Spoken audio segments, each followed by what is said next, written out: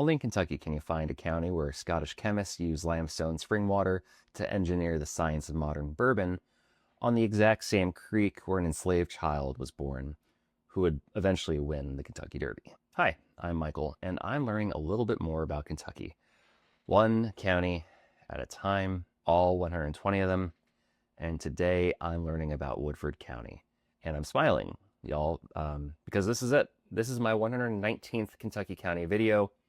I only have Jefferson County left, and for that one, since it's my hometown and I live here, I'm going to be a bit more comprehensive and launch a new series about little neighborhoods to cover the history here of this county. But until then, still have this one. So thanks for watching these videos, and thank you for your patience as I've mispronounced your communities, gotten my facts wrong, completely missed some trivia and didn't include it, or all of the above.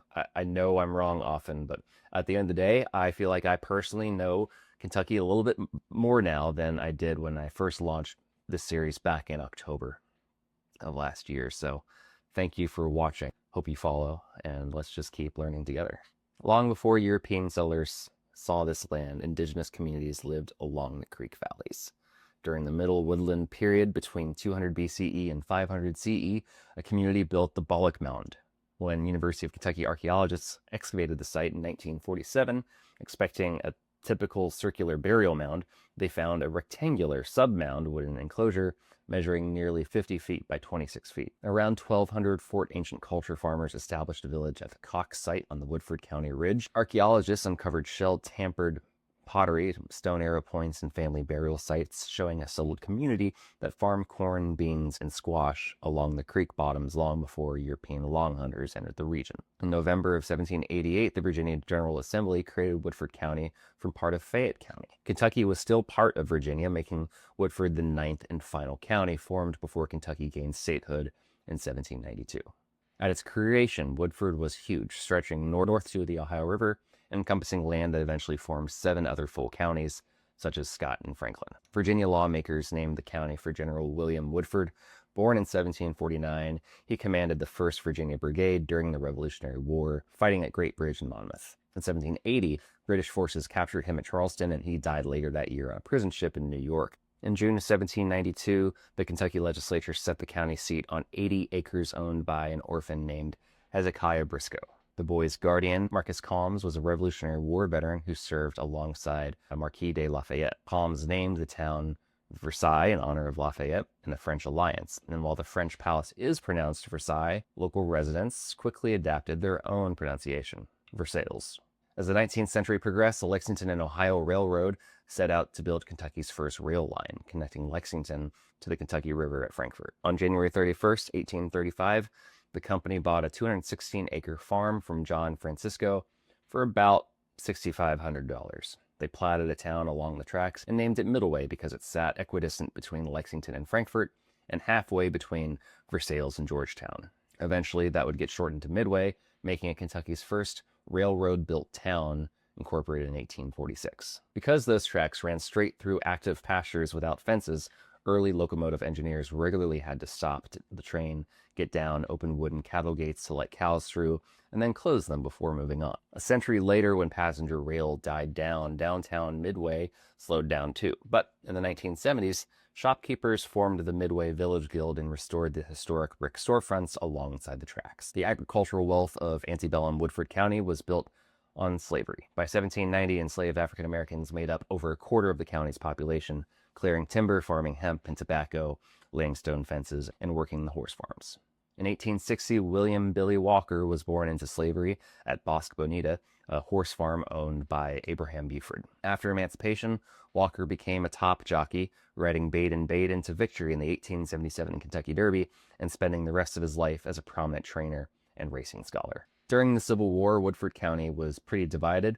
When the federal government opened Army enlistment to black men in 1864, Woodford County became a primary recruiting ground for the United States colored troops in the 7th Congressional District. Enslaved men left local farms to enlist, drawing harsh resistance from local slaveholders. In one documented case, an enslaved woman named Patsy lived on a local farm when her husband escaped to join the Union Army. After he was killed at the Battle of Saltville, Patsy's owner beat her severely in retaliation for her husband's service. She took her youngest child in the middle of the night and fled for miles to Lexington for safety. The war split prominent local families as well.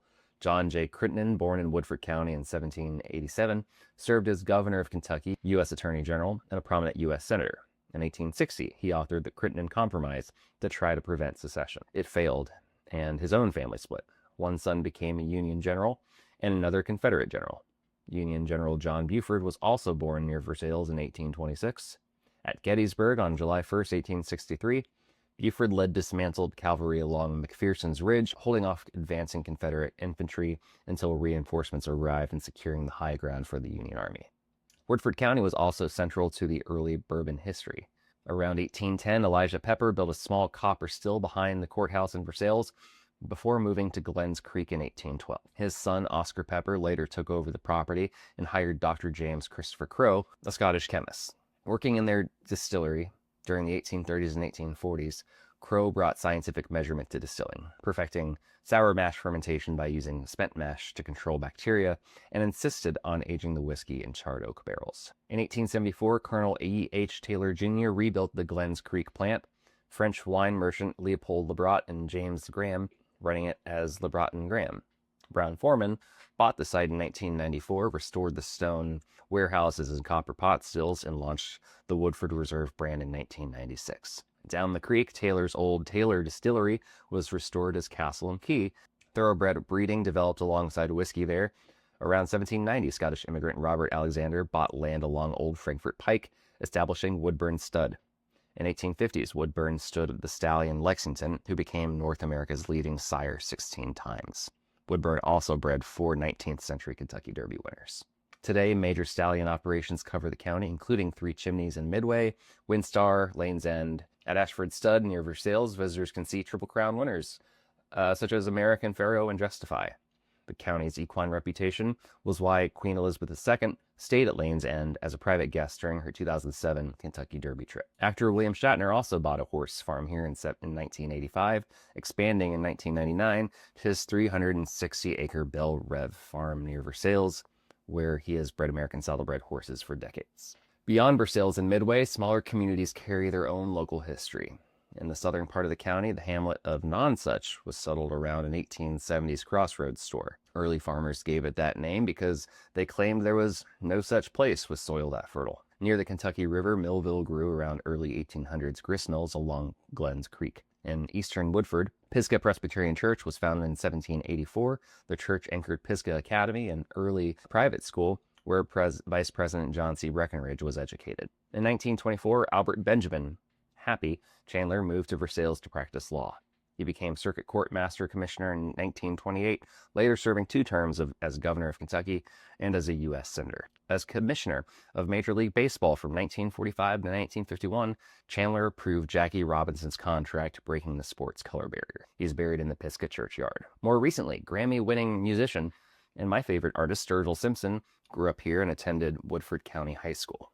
And actually in 2020, local officials added the honorary name Sturgill Simpson Way to Big Sink Road outside the fire station. Simpson at the conference joked the honor was ironic given how many mailboxes he had hit on that road as a teenager. As an aside, if anybody here has a connection to Sturgill or somebody on his crew, I'd love to send him some Kentucky hop water. He's become my favorite artist over the last decade or so, and I just really want to write him a note to say thank you. So, that's Woodford County. What'd I get wrong this time?